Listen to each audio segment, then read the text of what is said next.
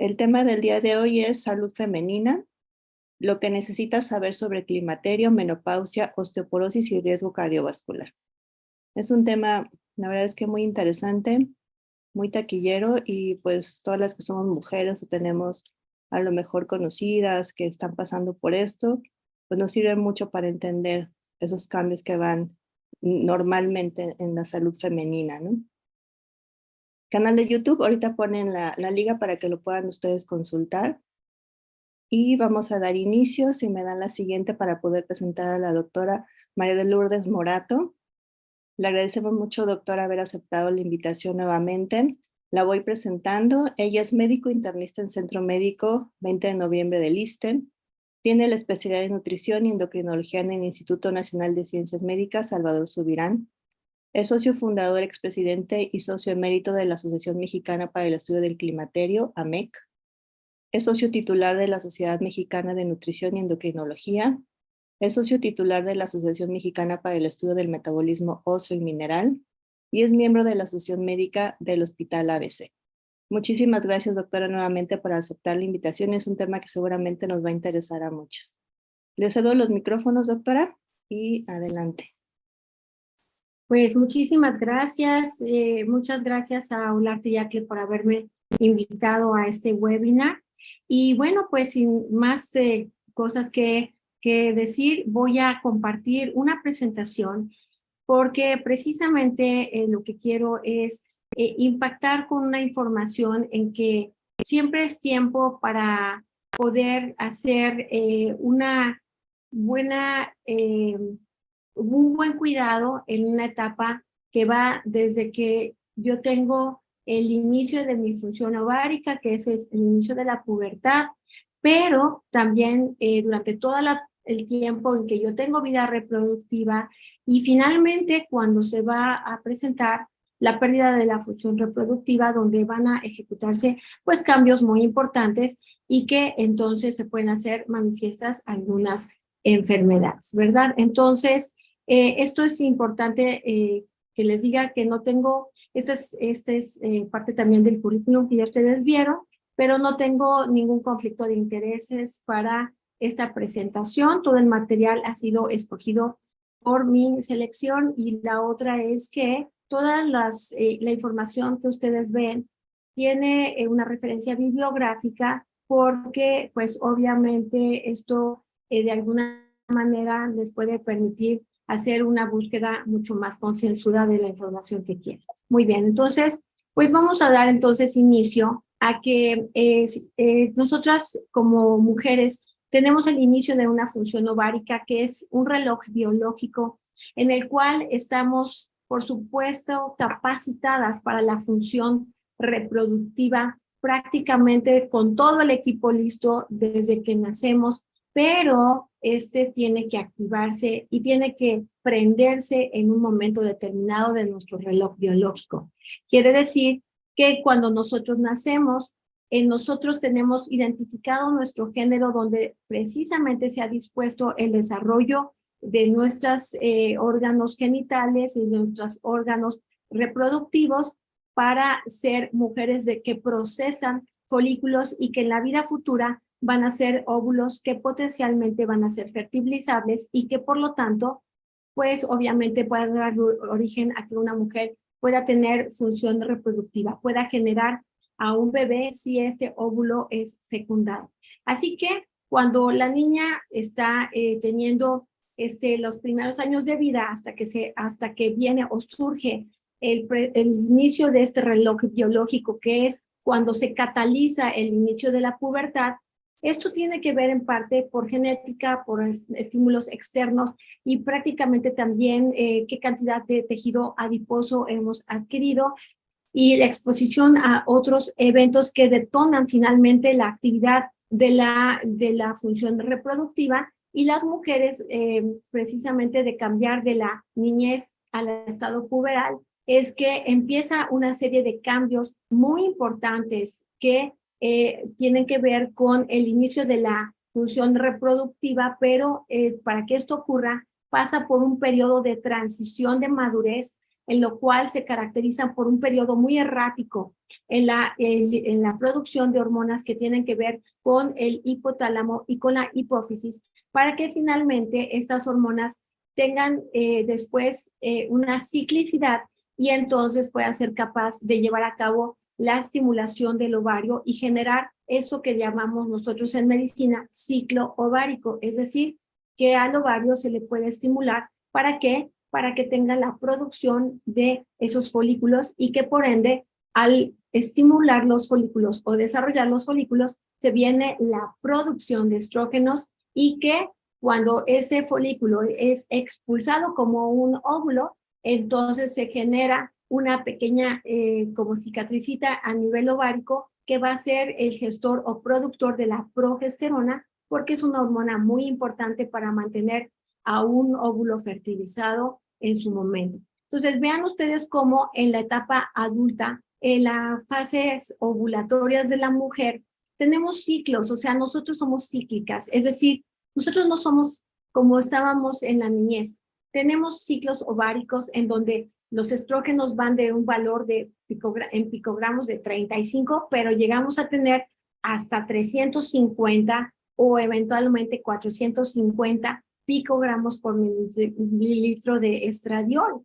Entonces, vean ustedes cómo podemos tener una gran variabilidad, pero finalmente esto va a agotarse, es decir, va a haber un decremento de estos potenciales folículos y por lo tanto va a venir una disminución progresiva del potencial reproductivo que se vuelve a llamar como transición menopáusica.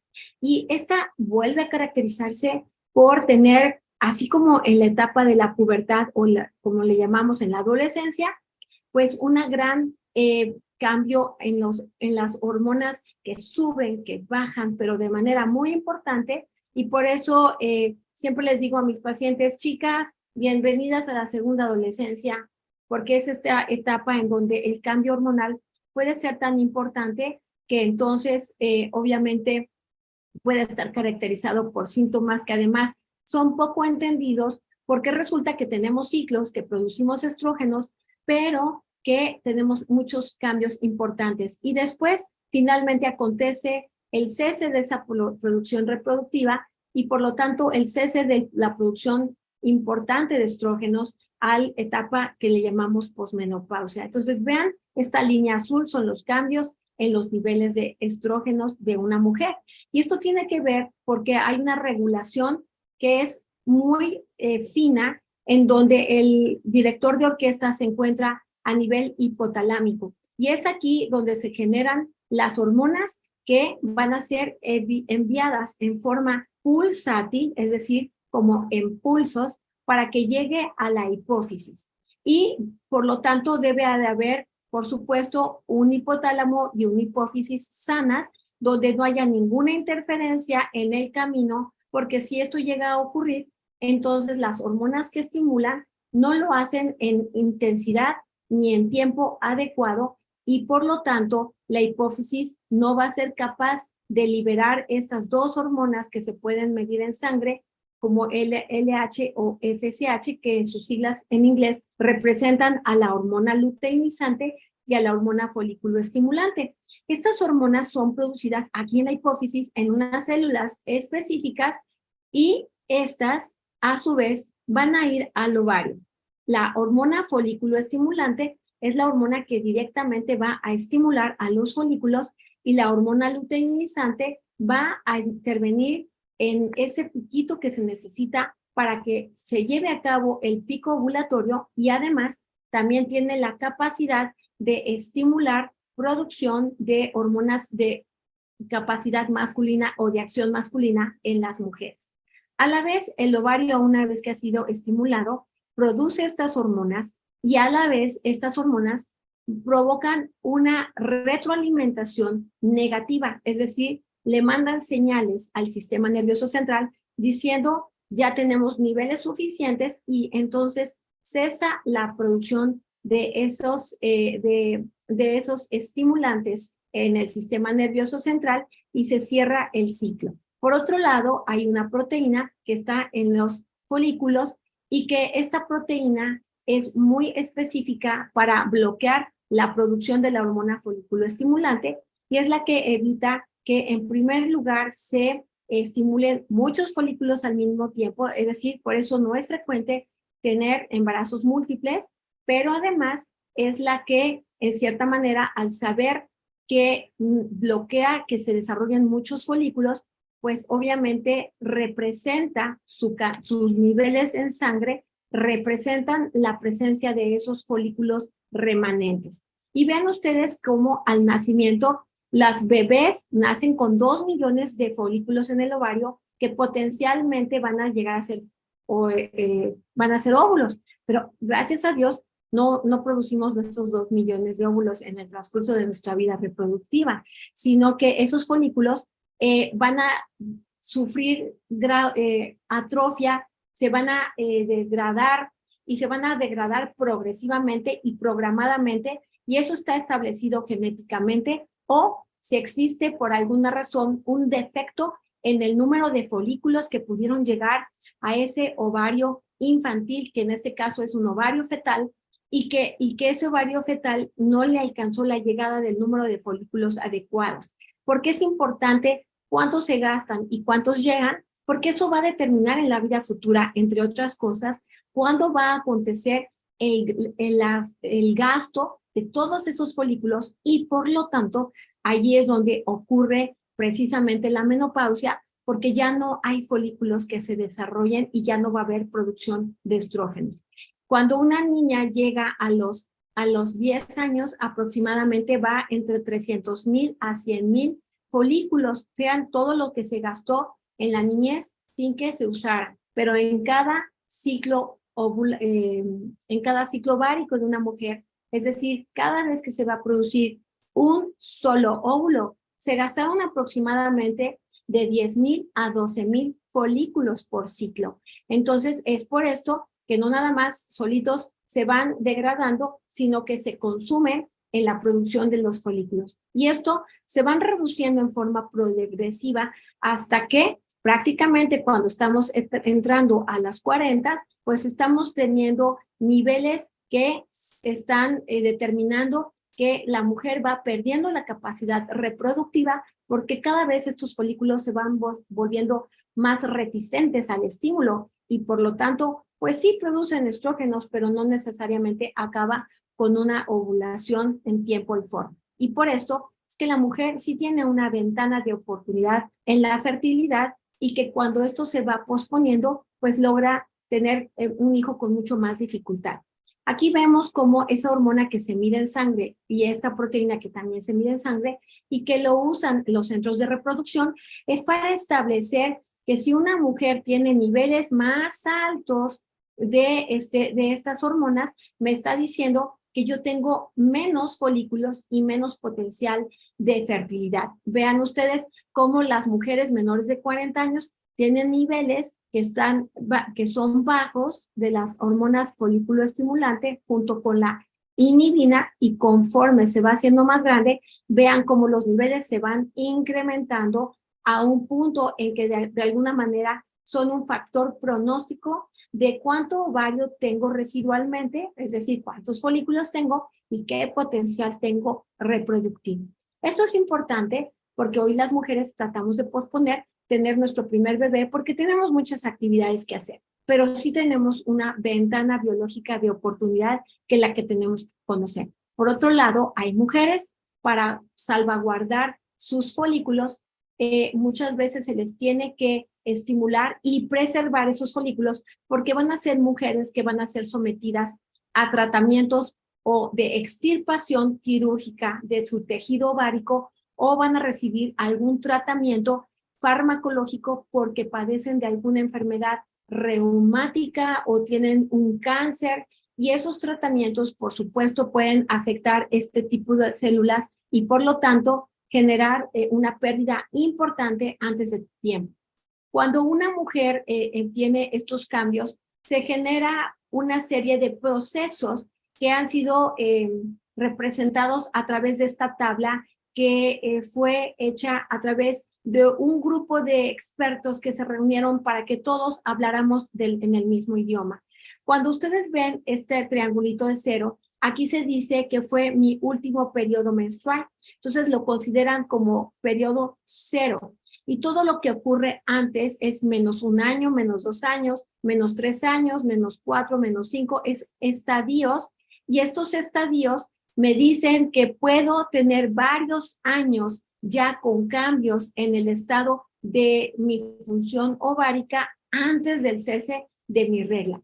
Les quiero decir, menopausia solamente traduce mi última regla, no representa más. Y menopausia la conozco si mi doctor no me ha dado ningún tratamiento y yo dejo de reglar por 12 días. Ese fue mi último periodo menstrual y ahí puedo decir que mi menopausia ocurrió, pues a lo mejor a los 50, a los 51, a los 49.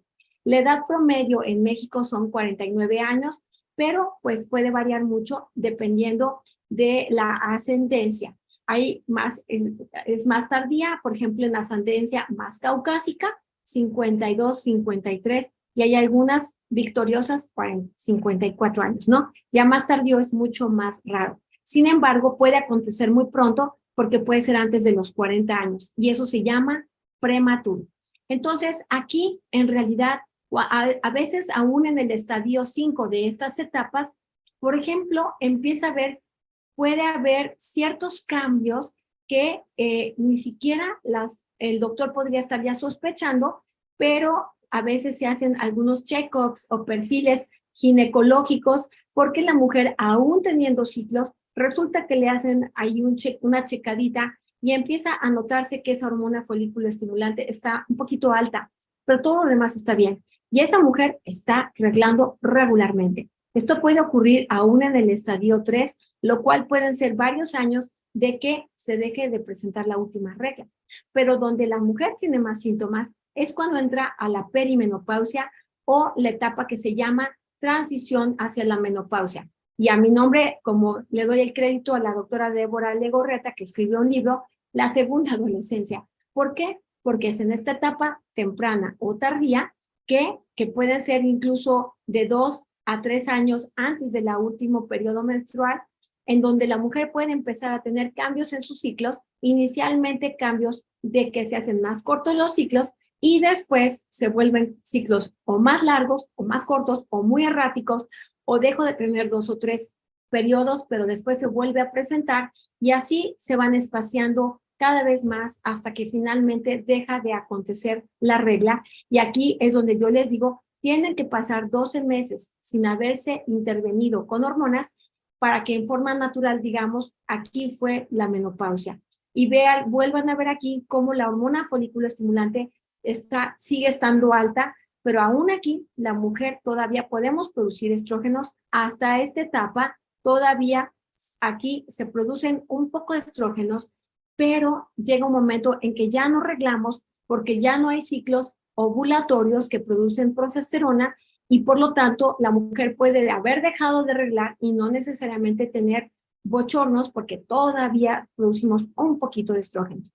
Pero conforme nos vamos alejando de esta etapa donde ya dejamos de reglar, aumenta más la hormona folículo estimulante y aquí sí la mujer deja de producir en forma progresiva los estrógenos, de tal manera que aquí sí puede acontecer famosamente los bochornos muy intensos y todos los síntomas de sequedad vaginal, de incontinencia urinaria al toser, al estornudar, al hacer un esfuerzo físico, disminución de la libido, cansancio, la habilidad emocional y todos los síntomas. Sin embargo, quiero mencionar que en esta etapa de la transición, que bueno, va desde esta etapa reproductiva, que son varios años, y que aquí podemos verdaderamente ser incomprendidas hasta que ocurre nuestro retraso menstrual largo, porque pues el doctor puede aún medir los estrógenos y puede decirle, nena, tú todavía sigues produciendo estrógenos, pero resulta que ya tenemos cambios muy importantes a nivel de las hormonas, que es subir, bajar,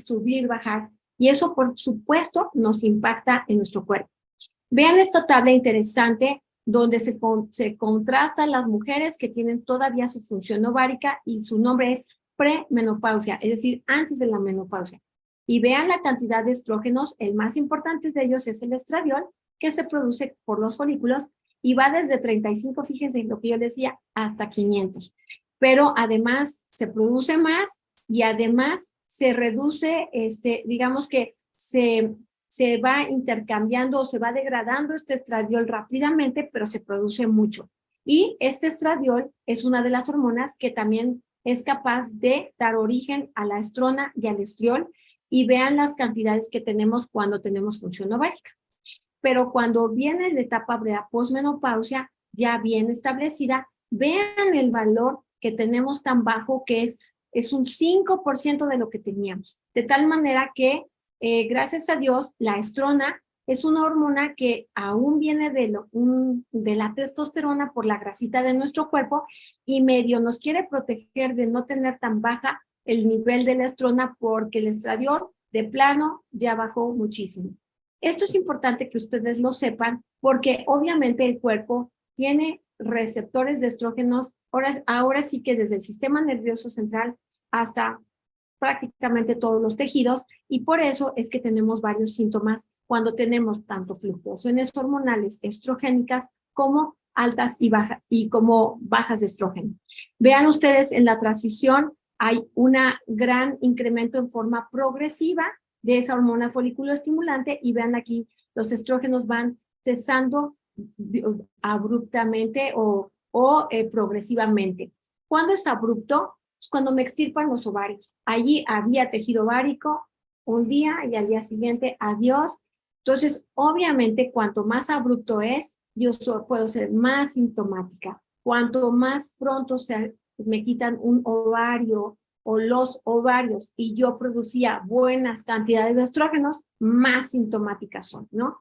Pero siempre el tener el tejido ovárico sigue produciendo también andrógenos, es decir, hormonas masculinas que son potencialmente convertibles a estrógenos, y por lo tanto no tenemos ese cese tan abrupto, y por eso es que las mujeres no necesariamente requerimos de andrógenos en el caso de permanecer nuestros ovarios y no son extirpados.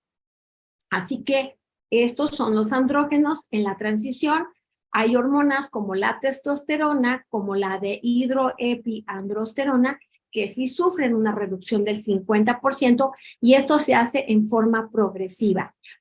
Esta hormona, que está muy largo el nombre, que se llama de hidroepiandrosterona y que sus siglas en inglés se llama DHEA sulfato, va reduciendo progresivamente tanto en hombres como en mujeres. Y esto, en cierta forma, refleja no un cambio en el envejecimiento ovárico únicamente, no. Es el envejecimiento de la glándula suprarrenal, es otra glándula. Entonces, ¿es importante esta hormona? Sí, porque esta hormona potencialmente se convierte a testosterona, y la testosterona con nuestra grasita corporal la podemos convertir a estradiol. Así que, de alguna manera, el 50% producida por la glándula suprarrenal trata de ayudar a la mujer en sus andrógenos cuando el ovario ya no quiere trabajar. Así que hay una leve reducción durante la transición, y sí va reduciendo progresivamente, pero por el proceso de envejecimiento normal. Por eso a esta hormona le llaman la hormona de la juventud, pero pues es una hormona que tiene cierta acción androgénica que no se puede autotomar, porque puede tener ciertos efectos adversos metabólicos o en nuestro cabello o en nuestros genitales si no lo tenemos indicado, y solamente está indicado por prescripción médica de ser posible. Así que es un mito médico de que hay una reducción abrupta de nuestros andrógenos, y que todas debemos de recibir un pellet de testosterona para estar bien.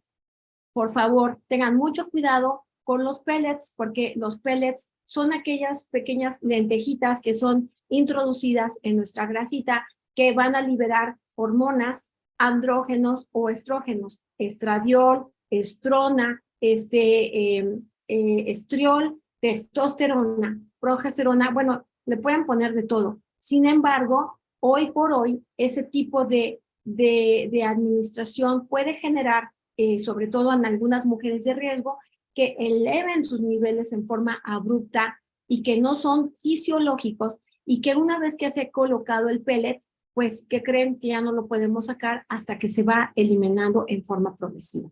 Los estudios que se han hecho en forma longitudinal en las mujeres que han hecho o que pasan por la transición, vean ustedes cómo pueden llegar a tener todos estos síntomas, desde los bochornazos, que el nombre correcto se llama síndrome vasomotor, porque se cambia el termorregulador que está en el sistema nervioso central. Trastornos psicoafectivos, trastornos del sueño, se puede perder la masa ósea, puede haber cambios a nivel vaginal o urinario y puede haber lo que llamamos dispareunia, que es dolor en la relación sexual porque está muy seca esa zona. Y por supuesto, cambios metabólicos. Y aquí están muy pequeñas las letras, pero si ustedes leyesen aquí todos estos síntomas de una forma de evaluar la sintomatología en un estudio hecho por miles y miles de mujeres durante la transición, se veía que la mayor parte de síntomas en la transición eran de tipo psicoemocional y que se les daba la frecuencia para conocer qué tan frecuente lo presento para saber qué tan intenso. Y se llega a la conclusión en este estudio de miles de mujeres que se llevaron a cabo en Estados Unidos que el 10% de las mujeres durante la transición verdaderamente son tan sintomáticas que llegan a impedir sus actividades diarias. El 16% moderadamente sintomáticas, 39% síntomas físicos y psicológicos que pueden interferir con la vida diaria y solamente 1 de cada 4 no tiene ningún síntoma. Benditas sean, pero la mayor parte de nosotras hemos tenido que experimentar eventualmente algunos síntomas, unas más, unas menos. Y todos estos síntomas, claro que tienen que ver con los receptores que tienen que ver en nuestro sistema nervioso central. Es decir, que aquí no es de que Mejita te lo estás imaginando, sino que verdaderamente los cambios que tenemos a nivel cognitivo tienen que ver porque vean ustedes estos pequeños círculos rosados, son diferentes núcleos cerebrales en nuestro sistema nervioso central. Unos de ellos están, por ejemplo, aquí en el hipotálamo, pero tenemos otros aún en la corteza, tenemos en la región posterior de nuestro cerebro, el hipocampo, en la amígdala, aquí está el hipotálamo, el tálamo. Vean todos los núcleos que se ven afectadas por los cambios hormonales y estos núcleos, algunos se encargan de las funciones ejecutivas, de la memoria, de trabajo, de la integración sensorial, de la preparación de las tareas, del aprendizaje y la memoria, el control de la temperatura, el sueño, el balance energético, la ingesta de los alimentos, la selección de los alimentos, las emociones y la motivación, el sistema serotoninérgico que tiene que ver con el estado anímico y de ahí que me sienta blue o triste, y luego el sistema adrenérgico, donde cambia las señales, cómo se contraen o se dilatan los vasos sanguíneos, y el proceso de información. Así que no es raro que cuando nosotros tenemos como esos cambios tan abruptos que subo, que bajo, que subo, que bajo, por eso podemos tener hasta sintomatología como de cortocircuitos, donde hay días que estoy sensacional y hay días como que me cuesta trabajo hasta el lenguaje articulado, el tomar cosas pequeñas, la memoria, el escribir, etcétera, etcétera. Entonces, todo esto mediado por un estrógeno que tiene que ser unido a una pequeña proteína que se llama receptor y que ese receptor en las diferentes células van a llevar a cabo una estimulación en esa celulita para que esa celulita en su genoma sea estimulado para la producción de diferentes proteínas para llevar a cabo las diferentes funciones en el cuerpo. Y también ya vieron ustedes que los estrógenos tienen que ver con el control energético y es por eso que las mujeres durante la transición y los primeros años después de haber cesado la producción de estrógenos tendemos a tener mayor ganancia de peso con la baja de estrógenos. Tenemos menos gasto energético, como que nos da más hambre y como que acumulamos mucha grasita en la cintura y a eso le agregamos que en la etapa de la transición nos genera estrés, porque sí nos genera estrés, y la respuesta del cortisol es la hormona del estrés que se libera y que dura más tiempo circulando y que este mismo cortisol puede afectar nuestra respuesta inmune y puede afectar esas funciones también del sistema nervioso central, como son la memoria o las funciones de trabajo, como son las funciones cognitivas, y acelera la pérdida de la masa ósea o promueve esos cambios en la distribución de la grasa corporal que me pueden llevar al desarrollo en las mujeres que tienen proclividad genética y los hábitos al desarrollo de un síndrome metabólico y diabetes y por supuesto a tener alteraciones en el sueño y actividades en el sistema nervioso autónomo. Por eso vean ustedes, son artículos muy serios hechos por revistas de la American Heart Association, donde se ha visto que las mujeres podemos, algunas, si tenemos, como les digo, la carga genética o los hábitos o tenemos ya enfermedades coexistentes, desarrollar ese síndrome metabólico. ¿Y qué es ese síndrome metabólico? Es la presencia en una misma persona de presión alta, de obesidad, de prediabetes o diabetes y además de problemas con las grasas o colesterol y triglicéridos.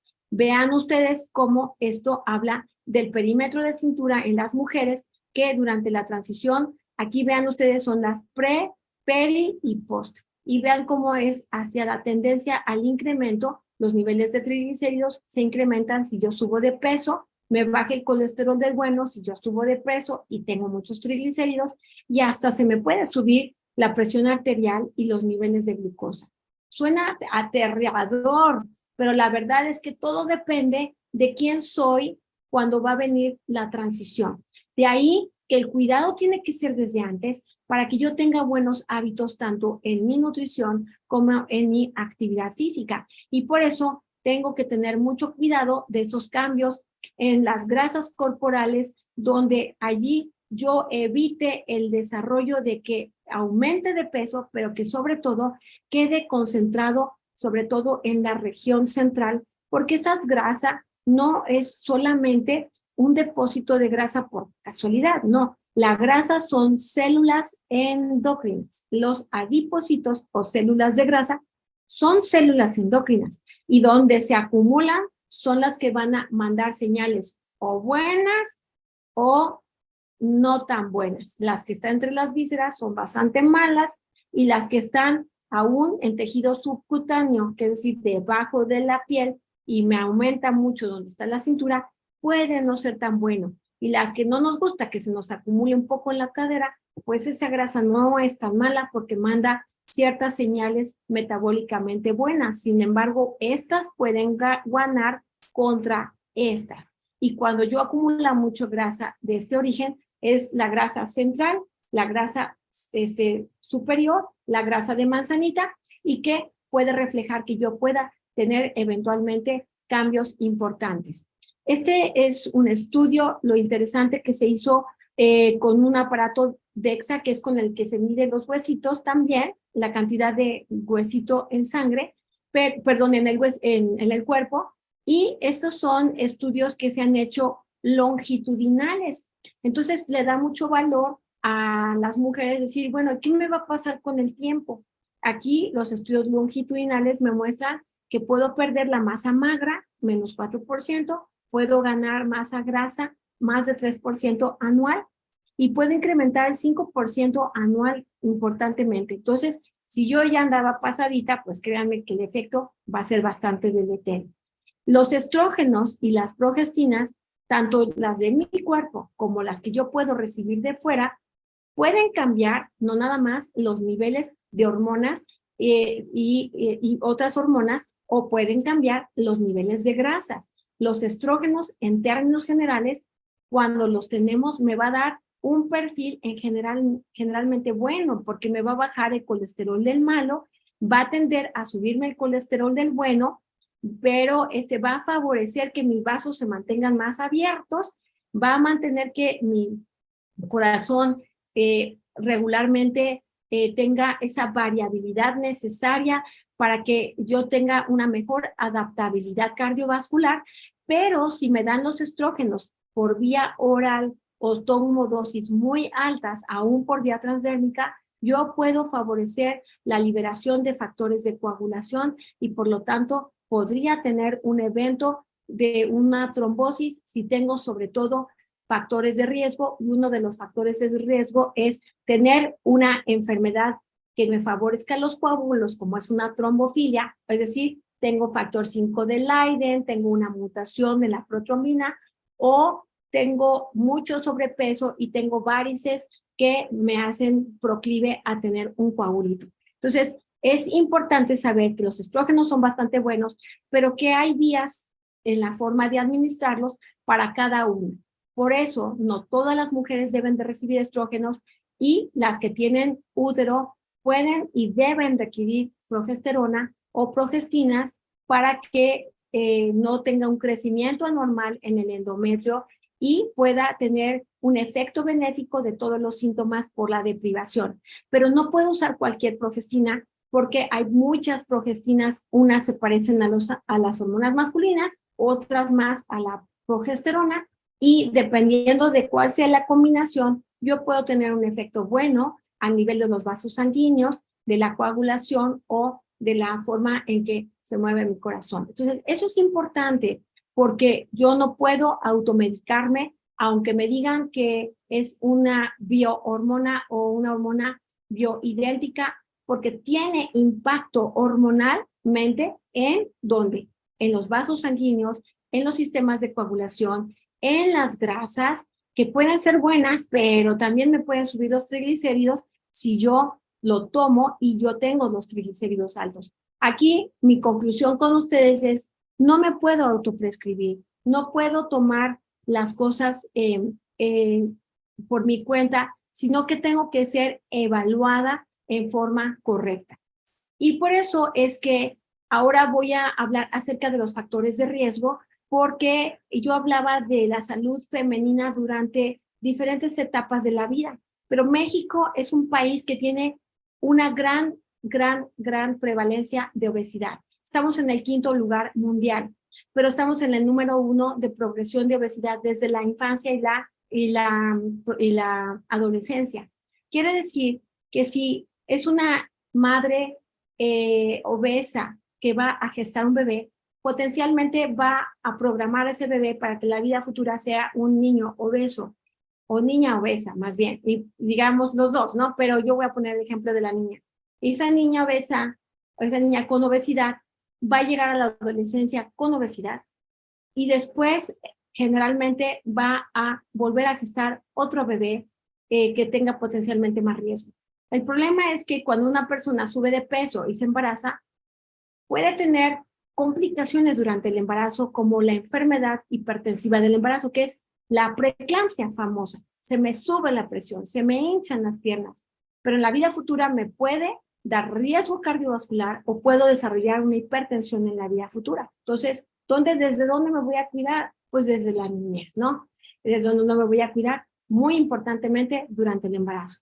Si yo también tengo sobrepeso u obesidad en el embarazo, puedo desarrollar una diabetes gestacional que a la vida futura, 1 de cada 2 mujeres que lo tuvo se va a volver diabética, aunque no tenga riesgo genético.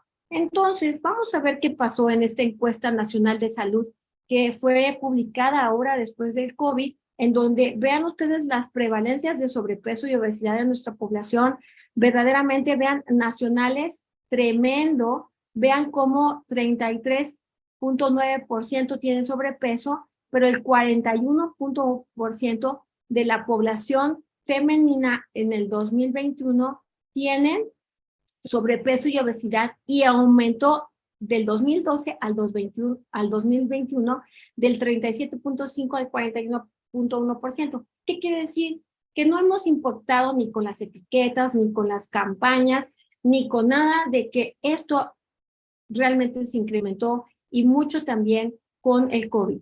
Y vean, porque la gente no salía de su casa, la diabetes también, hay una altísima prevalencia de diabetes en nuestro país, aterrador, llega a ser de un 19.7% en personas grandes, pero en promedio tenemos un 16%, lo cual es un país que nos confiere un altísimo riesgo a desarrollar diabetes. Vean ustedes los triglicéridos altos, también casi 40% de la población llega a tener triglicéridos altos, que son unas grasas, y que obviamente esto le confiere riesgo cardiovascular. Y esta publicación fue hecha en la Ciudad de México y vean qué pasa con la diabetes tipo 2 en nuestro país. Vean cómo, de acuerdo a los años estudiados, la línea negra es la más reciente en esta publicación que fue en el 2010 contra 1960. Y que vean ustedes claramente, hombres y mujeres. Veamos las mujeres. La prevalencia de diabetes va en incremento notoriamente en los últimos años estudiados.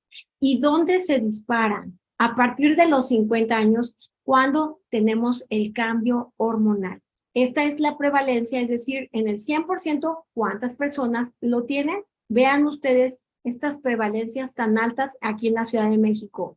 Y la incidencia es el número de casos en un tiempo determinado en años, ¿no? Entonces, vean ustedes que son muy notorios, por lo tanto, tenemos que cuidar cómo vamos a ir progresando en nuestro desarrollo para saber si nosotros vamos a ser personas que tenemos el riesgo de desarrollar estas enfermedades y que lo único que faltaba era una puntilla que fuese la baja de estrógenos para poder manifestar estas enfermedades. Vean cómo los estrógenos actúan en el balance energético, en la distribución de grasa, cuánto va a vivir mi páncreas, cómo va a funcionar ese páncreas y cómo va a funcionar mi hígado, sobre todo qué tan sensible voy a ser a la insulina, cómo se va a comportar mi músculo a la sensibilidad a la insulina y cómo se va a comportar también mi respuesta inmunológica. De tal manera que si yo tengo una deficiencia de estrógenos, aquí se puede impactar a aquellas personas que ya tenían mucho más proclividad y aquí es donde empiezan a aparecer las enfermedades, obesidad, diabetes, hipertensión, resistencia a la insulina, más inflamación en el tejido adiposo y la presencia de la tan temible aterosclerosis, que es la causante finalmente de un infarto y la causa número 1 de muerte de muerte en mujeres y hombres en este país. Le ganó al COVID, ¿correcto? Entonces, quiero decirles que aunque le tengamos mucho miedo al cáncer de mama, de lo que más se mueren las mujeres en México es de infartos, es de eventos cerebrovasculares. Entonces, es importante que hoy la Asociación Americana del Corazón promueve que los cardiólogos se unan con los internistas y con los ginecólogos, porque ¿sabes qué? Oye, identifica esos diferentes factores de riesgo, sobre todo en las mujeres que tratan los ginecólogos. Las mujeres tenemos factores de riesgo específicos para la evaluación cardiovascular y vean ustedes cómo a las mujeres nos impacta mucho la hipertensión más que a los hombres. La diabetes nos hace tener más riesgo de eventos cardiovasculares contra los varones. El colesterol en las mujeres, casi 1 de cada 2 mujeres podemos tener colesterol elevado. No se diga la obesidad, el tabaquismo nos va fatal. Que otra cosa muy interesante, dejamos de hacer actividad física después del primer niño, promover la salud haciendo ejercicio y por supuesto lo que no podemos cambiar es la herencia. Pero hay unos factores nuevos que son los factores psicosociales. Entonces, esa mujer que es multichambas, esa que va a trabajar, que aparte es mamá, que aparte es esposa, que aparte es maestra, que aparte, bueno, pues tiene una gran cantidad de estrés emocional que se ha considerado como un factor de riesgo cardiovascular. A las mujeres también, en específico, las enfermedades que le llamamos autoinmunes, es decir, que tu propio cuerpo puede reaccionar en tu contra, nos puede conferir riesgo cardiovascular. Y las mujeres con cáncer de mama en tratamiento por el cambio tan abrupto de los niveles de estrógenos que impactan estas diferentes variables cardiovasculares que antes el estrógeno no era bueno y que ahora nos quitan todo el efecto de estrógenos porque no nos lo permite nuestro cuerpo. Entonces, es importante saber que si yo tengo esto, pues tengo que ser estudiada por darme un chequeíto y que se me detecte si yo tengo alguna anormalidad.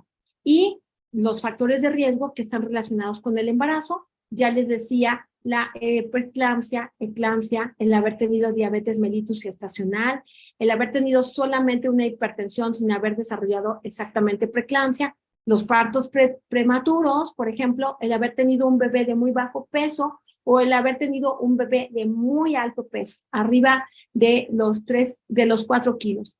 Si me dijeron, tengo un ovario poliquístico, resulta que tuve mucho tiempo sin reglar, o que yo he usado tratamientos con hormonas que tienen ciertas acciones que pueden tener efectos inadecuados en mis grasas, o que he tenido muchos procesos de fertilidad no exitosa porque me han dado muchos medicamentos a dosis altas y por lo tanto pues puedo tener más riesgo a desarrollar hipertensión o infartos, ¿no? Entonces es importante, si a eso le agrego que fumo, pues imagínense que el riesgo prácticamente se duplica y que por lo tanto pues tengo que tratar de considerar tener mejores hábitos, y de ellos es el cese del tabaco.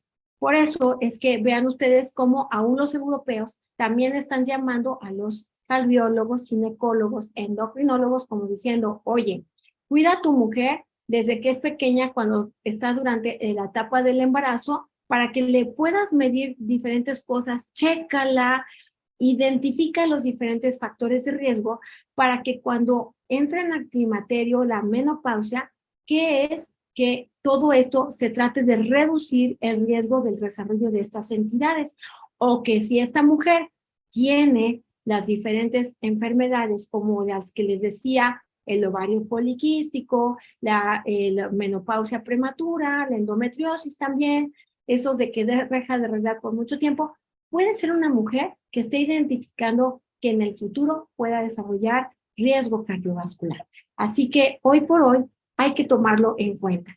Pero pues todo se puede solventar si yo lo detecto a tiempo, y si soy candidata o no a la terapia hormonal, lo puedo utilizar siempre y cuando tenga síntomas, porque hoy por hoy la terapia hormonal no demostró la reducción del riesgo cardiovascular, pero puede evitar la progresión del deterioro de los diferentes factores de riesgo si soy una candidata, y me van a dar un tratamiento y un médico me va a dar seguimiento para saber que voy a ser beneficiada y no voy a tener potenciales riesgos.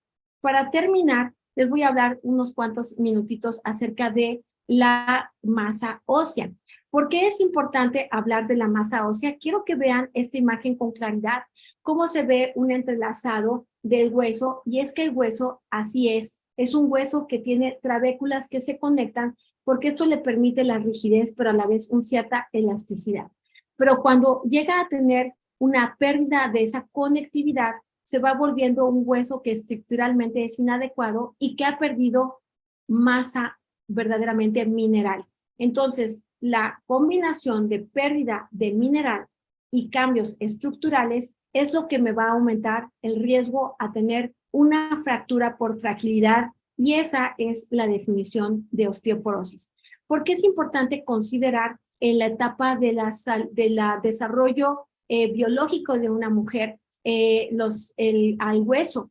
Porque los estrógenos, así como otras hormonas en el camino, tienen que ver con que yo logre un hueso que estructuralmente esté bien osificado y que además preserve mi hueso aún cuando cese el estrógeno.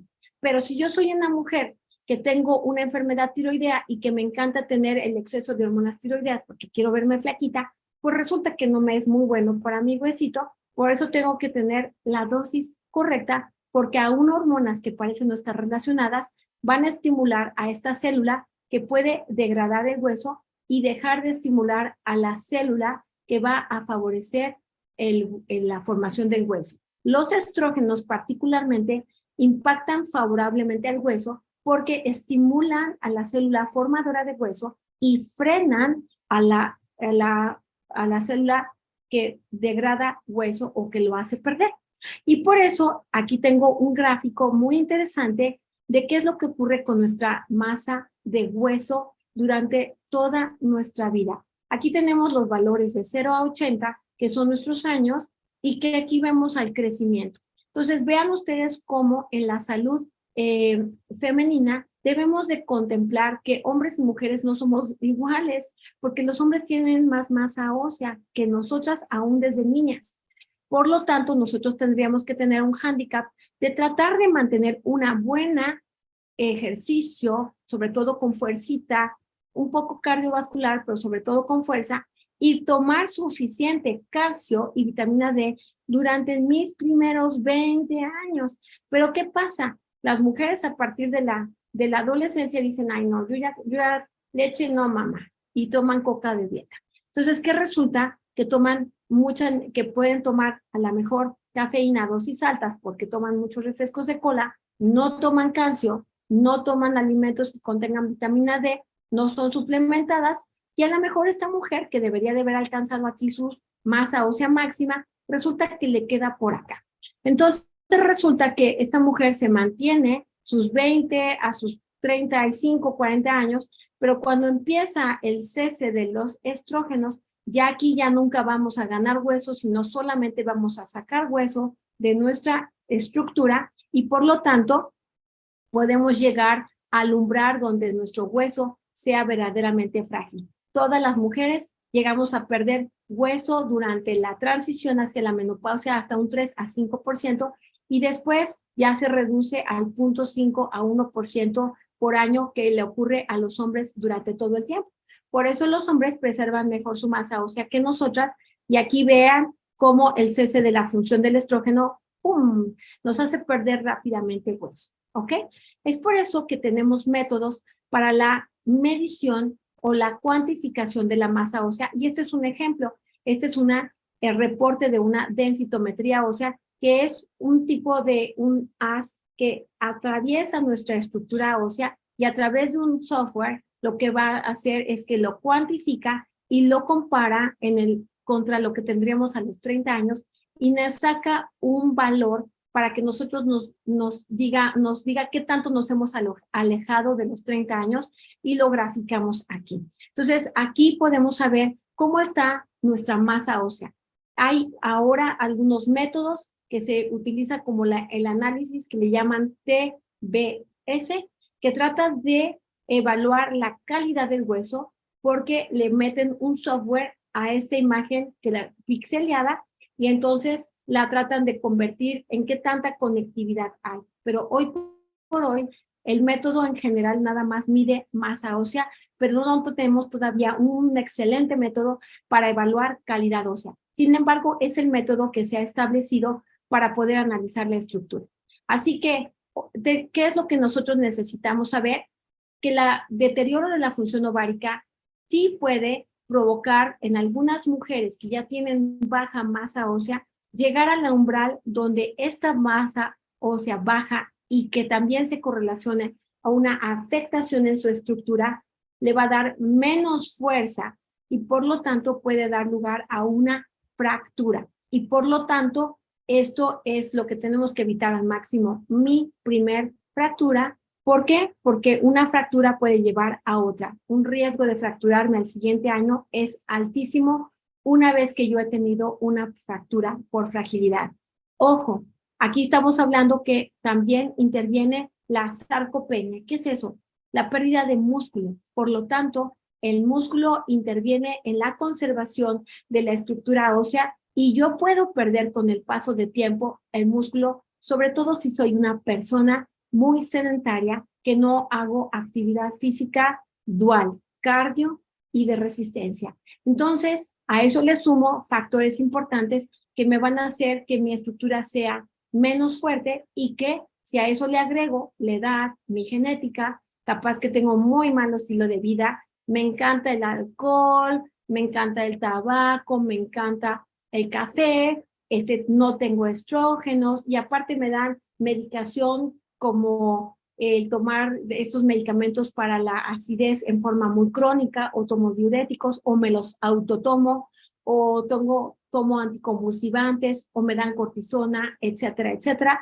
Son fármacos que a la vez van a afectar no nada más la cantidad, sino la calidad y obviamente esto me puede llevar a una fractura. De tal manera que para concluir, sí sabemos que la osteoporosis puede ser una epidemia silenciosa porque contribuye mi genética a tener el 80% cuánto hueso voy a tener.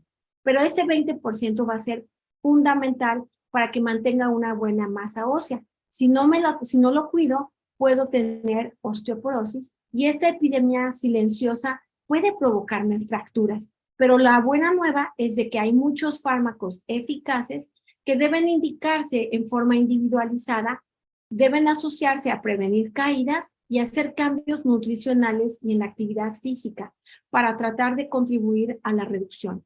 ¿Qué papel tienen aquí los estrógenos? Cuando la mujer tiene síntomas, la sustitución hormonal con estrógenos puede prevenir la pérdida importante de hueso y entonces nosotros podemos posponer esta pérdida tan abrupta, sobre todo a edades tempranas, y nos permite tener una mejor calidad de hueso por más tiempo.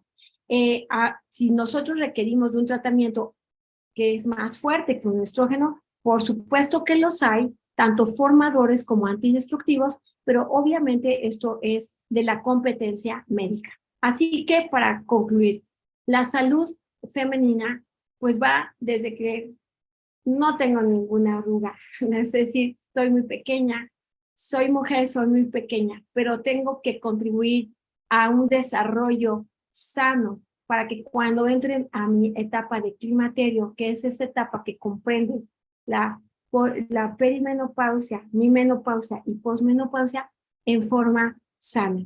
Así que la prevención empieza desde mis primeros años y por eso les agradezco que estén atentas, no solamente aquellas que ya estamos viviendo el climaterio, sino aquellas mujeres jóvenes que potencialmente lo van a vivir en un futuro. Muchas gracias.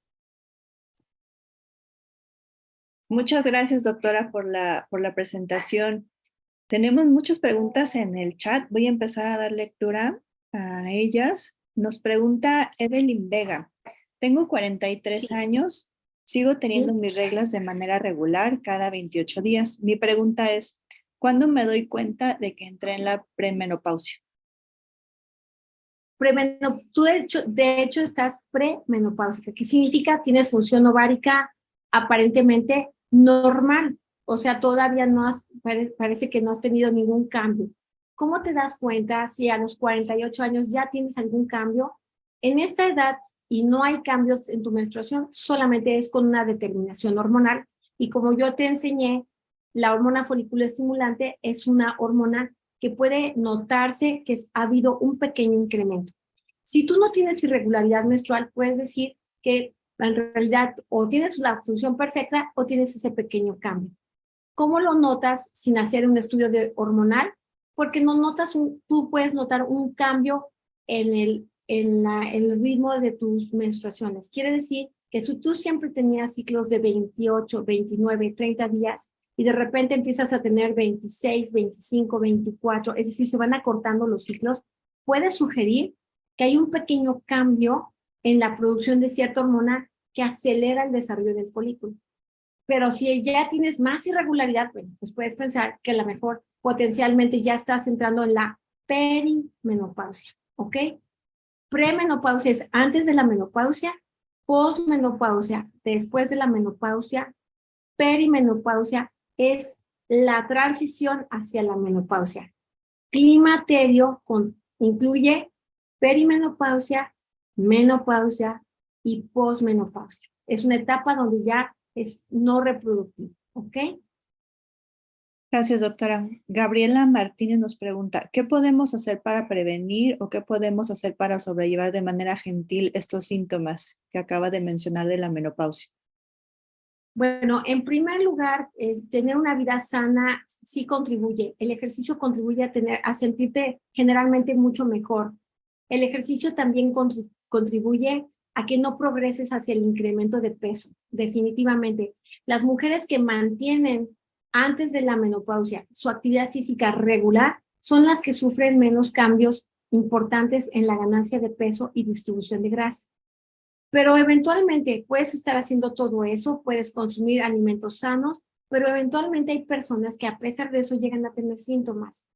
La verdad es que no hay una forma de prevenir quién va a ser más sintomática que otra, pero lo que sí te puedo decir es que si tú tienes síntomas, hay forma de tratarlo con hormonas y sin hormonas para hacerte una vida mucho más satisfactoria, porque a veces en realidad depende mucho de la persona. Sí. Nos preguntan también, ¿con antecedente de cáncer de mama se pueden recomendar los pellets? No, de ninguna manera, nunca. El pellet puede incrementar tus niveles de estrógenos, andrógenos y progestinas que no le hacen bien a la mama. Así que no podrías utilizar estos compuestos y solamente se permite el uso local de un estrógeno muy débil, pero tiene que ser bajo vigilancia y prescripción médica. Generalmente los síntomas genitales o urinarios se controlan con medicamentos que no tienen estrógenos, ni progestinas, ni andrógenos. Gracias, doctora. Nos pregunta Ana Luisa Weckman. ¿Qué opina acerca del uso de Prolia para detener la pérdida ósea en osteopenia u osteoporosis inicial? La Prolia es un fármaco que se llama denosumab, es un anticuerpo que lo que hace es bloquear un componente para que no se active la célula que destruye el hueso. De tal manera que es un fármaco que está diseñado para el tratamiento de osteoporosis, no para la prevención. ¿Ok? Para la prevención, el único fármaco autorizado para la prevención son los estrógenos en las mujeres que tienen sintomatología por deficiencia de estrógenos. La prevención se hace consumo de vitamina D, de ser necesario, calcio, actividad física, básicamente, pero Prolia no es para prevención, es para tratamiento. Nos pregunta también Cristina Cruz, ¿recomienda recibir tratamiento hormonal si hay antecedentes de cáncer de mama en la familia? El antecedente de cáncer de mama no necesariamente contraindica la utilización de terapia hormonal, pero tiene que ser analizado cómo es ese antecedente, porque no es lo mismo el tener una tía, abuela que tuvo cáncer de mama y que tenía ciertos factores de riesgo, a lo mejor tenía mucho sobrepeso, a lo mejor fue una mujer que fumó mucho, a lo mejor sí, cosas que a lo mejor le hayan detonado ese cáncer, pero no se trata igual a una familia que la bisabuela tuvo cáncer, la madre tuvo cáncer, la tía tiene cáncer, la hermana tuvo cáncer y yo qué riesgo tengo. Aquí sugiere que potencialmente sea una familia que está acarreando un gene que favorece el desarrollo de cáncer mamario. Entonces, en esos casos estaría contraindicada la utilización de las hormonas, pero por eso se tiene que analizar por tu ginecólogo, por tu médico tratante, cómo es el factor de riesgo y cómo es tu herencia para poder establecer pues, si puedes o no utilizar una terapia hormonal.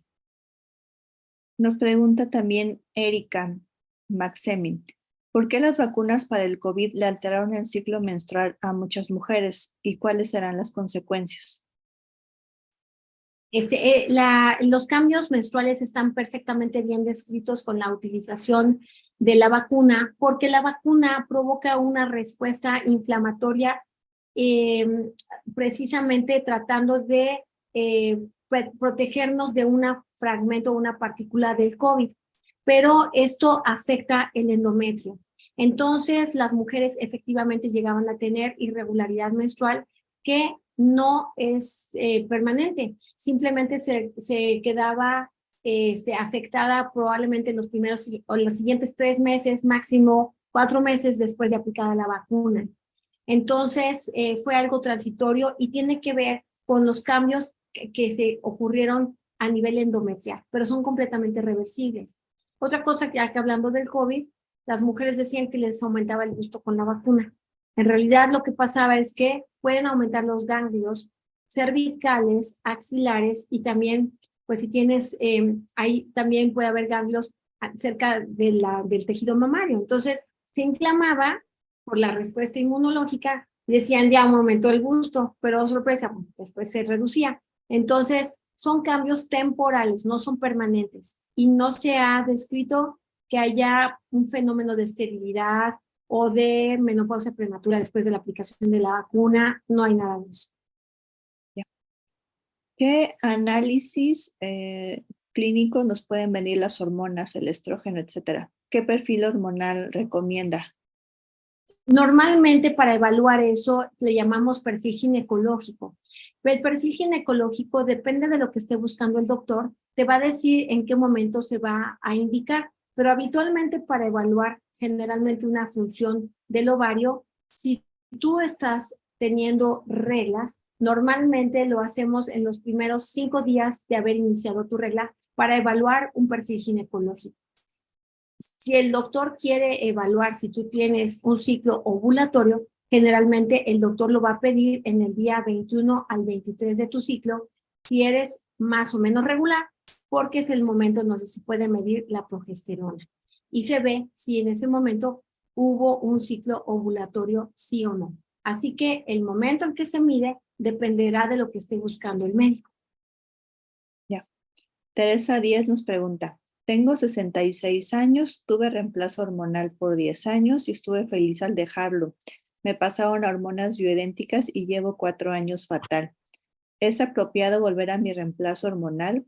Estoy como si empezara mi menopausia con todos los síntomas muy fuertes. A los 66 años yo recomendaría que cesara la administración de terapia hormonal. Como ya se aplicaron las hormonas bioidénticas y si fueron por pellets, pues a lo mejor lo que va a pasar es que necesita tiempo en que se vayan reduciendo los niveles en forma progresiva, porque obviamente se va liberando en forma progresiva el estrógeno, la progestina, la testosterona. Porque a veces nos sentimos mal, porque hacen una combinación de hormonas y realmente a veces logramos o alcanzamos niveles que van por encima de lo que nuestro cuerpo realmente necesita. Voy a hacer una acotación con hormonas bioidénticas. Decir hormonas bioidénticas no las satanicemos. Hormona bioidéntica es una hormona que es idéntica al cuerpo. De hecho, hay hormonas bioidénticas aprobadas por la FDA y aprobadas por COFEPRIS que las usamos como terapia hormonal de reemplazo. Por ejemplo, hay unos geles que se venden en la farmacia que son hormonas bioidénticas y que cada disparo, ese disparo tiene un acabado farmacéutico que me va a dar la dosis exacta e igual en cada disparo y que no va a tener ningún contaminante. De tal manera que es una hormona que está pura, que es segura en cuanto a lo que me están dando. Pero ese estrógeno se va a unir al receptor. Si yo tengo un problema de un cáncer que depende de los estrógenos, pues obviamente puede ser peligroso. Así que el hecho de que sea bioidéntico no significa que sea más seguro. Va a actuar igual que cualquier estrógeno. La diferencia es que generalmente no son hormonas sintéticas, ¿correcto? Y son idénticas a las del cuerpo. Hoy se ha explotado el famoso pellet o la combinación en pomitos de producción medio artesanal, en donde le mezclan varias hormonas que porque te toman con la saliva una cuantificación de hormonas que hoy por hoy no está aprobada por las sociedades de endocrinología, de ginecología mexicanas, americanas, europeas, que sean los métodos de cuantificación ideal para saber cómo tenemos nuestros niveles hormonales y según esto les diseñan personalmente qué cantidad vas a necesitar de cada una de esas hormonas. El problema de esas hormonas bioidénticas, en primer lugar, no conocemos la pureza, porque puede tener contaminantes que te digan que nada más era estrógeno y resulta que también tiene un poco de DHEA o testosterona. Entonces, y que cada pomito puede dar una combinación diferente porque no es un acabado farmacéutico. Entonces, ojo, las hormonas bioidénticas pueden ser aprobadas por FDA o pueden ser hechizas. Por eso, la prescripción de cualquier hormona debe ser bajo prescripción médica. Gracias, doctora. Nos pregunta Cristina Cruz, ¿cómo afecta la ingesta de anticonceptivos por largo tiempo? Una pregunta muy interesante. Los anticonceptivos son una mezcla, excepto uno. Todos los demás son estrógenos sintéticos porque contienen etinilestradiol. El etinilestradiol es una hormona sintética. Potencialmente es mucho más potente que un estradiol. Quiere decir que 5 microgramos de etinilestradiol corresponden a 2 miligramos de estradiol en nuestro cuerpo, para que lo noten. Un anticonceptivo puede ir de 15 a 50 microgramos de etinilestradiol. Y de eso estoy hablando que 5 microgramos son 2 miligramos de estradiol, son extraordinariamente potentes. Y además, prácticamente todos, Aparte de potentes, la mayor de ellos son administrados por vía oral. Por eso es que se debe de combinar siempre para tener ese efecto tan bueno de bloquear la ovulación, pues pueden producir crecimiento en el endometrio. Entonces se combinan con una progestina, una progesterona. Pero los anticonceptivos pues pueden ser muy variables dependiendo de qué progesterona le unan. Entonces, ¿qué tan a largo plazo qué problemas le da? Depende del compuesto, depende de la dosis, depende de qué progestina te van a dar junto con ese compuesto, pero en términos generales te puedo decir que a largo plazo parecería ser que existe una leve asociación con el desarrollo de lesiones mamarias, no necesariamente cáncer, pero sí hay una asociación. No podemos decir que un estrógeno me produce cáncer hasta el día de hoy, pero existe una asociación. Cuanto más tiempo lo usé, desde los 18 hasta los 40 sin parar, parecería que tiene cierta asociación con el desarrollo de esas lesiones mamarias. En realidad el estrógeno lo causó, no. En realidad podría ser que el estrógeno cambia la densidad de mi mama y me es más difícil identificar lesiones pequeñas que en la vida futura se van a identificar más tardíamente. Entonces no lo sabemos, pero bueno, ante esa leve asociación solicitamos que no utilicen a tan largo plazo sin suspensión los anticonceptivos hormonales orales. Hay dos de prescripción, uno por vía vaginal o por vía de parche transdérmico, que lo que hace es evitar que no tengan ese pico tan alto a nivel de los niveles de hormonas en nuestro cuerpo y que pudieran ser metabólicamente seguros. Sin embargo, como cualquier tratamiento hormonal, se tiene que analizar muy cuidadosamente porque hay mujeres que tienen riesgo de trombosis. Entonces, tenemos que tener mucho cuidado con las hormonas porque son mucho más potentes. Pero es el método anticonceptivo más usado y definitivamente el más eficaz o efectivo para no tener embarazos deseados, no deseados. Erika Rodríguez nos comenta, es lo que más me preocupa que en los chequeos anuales no se incluye en paquetes ginecológicos valoración cardíaca. ¿A qué se debe que no esté incluido y en el sector privado y público esa valoración y más en la etapa menopáusica? En general, en los check-ups privados sí se incluyen. Se hace un electrocardiograma, se hace una teletórax, se hacen medición de los diferentes factores de riesgo, como son la medición de lípidos, y en algunos miden homocisteína o proteína C reactiva, los niveles de glucosa, se calcula en algunos checks, hasta también miden insulina, y pueden obtener el valor de la sensibilidad a la insulina. Entonces, en cierta manera, generalmente van incluidos como que sí, depende de la edad del check, van incluidas ese tipo de valoración del riesgo cardiovascular. Interesante es que si te haces un check-up o te haces, debe ser interpretado. Entonces, por eso es importante que el médico que lo vio, generalmente son internistas, hacen una integración de todo lo que vieron y te dicen los puntos que de alguna manera les llamó la atención para darle seguimiento. Puedes hacerte tú un check, pero no lo interpreta nadie. Puede ser que no detecten que haya factores de riesgo cardiovascular, ¿no? Pero el médico ginecólogo, el médico general, debería estar apropiadamente capacitado para identificar los factores de riesgo y aunque ellos te hagan un check, lo pueden detectar y entonces enviar, de ser necesario, con el especialista correcto, cardiólogo, endocrinólogo, nefrólogo, quien fuese, ¿no? Para que vean los diferentes parámetros que están anormales. Gracias, doctora. Nos pregunta Gaby, ¿por qué me duelen las articulaciones? ¿Es por menopausia también? Puede, no lo sé. En tu caso es muy inespecífico saber por qué te duelen las articulaciones, pero el cese de los estrógenos, curiosamente uno de los síntomas puede ser dolor articular. Entonces, lo primero que el doctor tiene que hacer para evaluar ese dolor articular es preguntar cómo está el estatus de hormonas. Y si no, si está muy bien, pues tiene que pensar a lo mejor potencialmente en una enfermedad reumatológica, ya sea una enfermedad inmunológica o desgaste articular. Nos pregunta Verónica, ¿en qué etapa me encuentro si tengo 48 años y 5 meses que no presento menstruación? Probablemente estás en la etapa de transición menopáusica, perimenopáusica. Liliana Durant, a los 74 años, ¿qué estudios le tenemos que llevar antes de la consulta?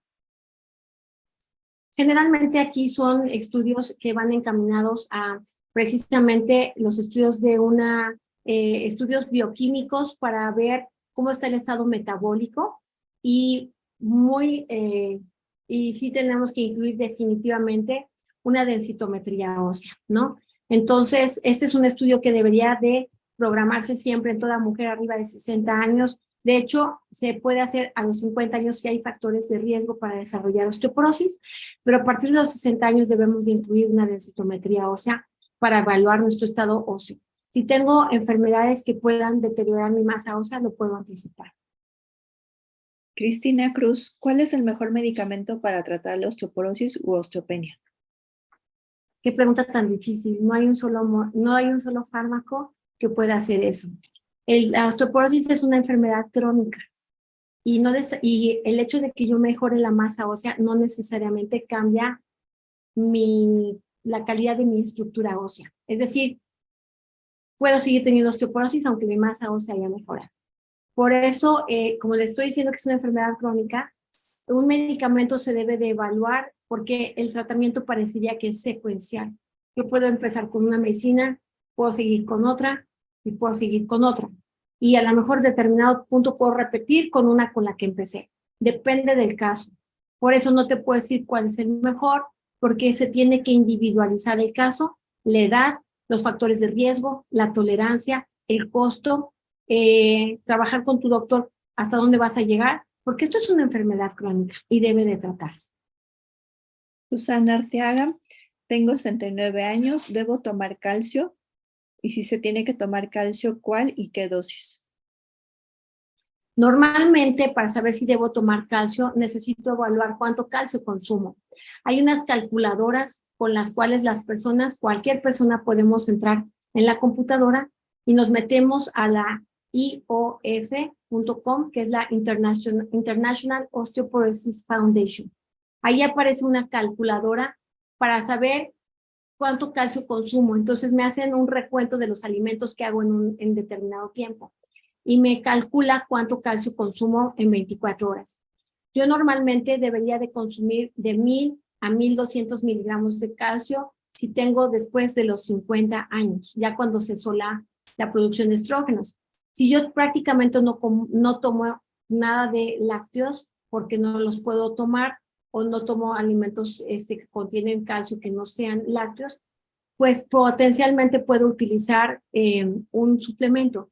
Pero aún esto que parece tan sencillo, tiene que ser evaluado por un médico, porque tiene que analizar mis antecedentes. ¿Qué tal si usted es una persona que tira calcio por la orina y tiene historia de cálculos renales?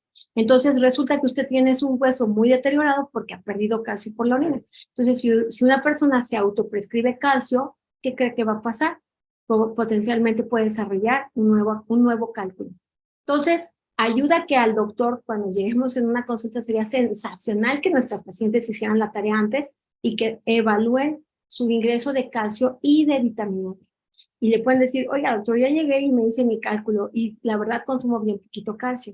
El doctor puede optar por hacer un análisis a lo mejor adicional en el cual yo evalúe cuánto calcio tiro por orina. Y si yo tiro un calcio normal o bajo, el doctor me puede suplementar de calcio.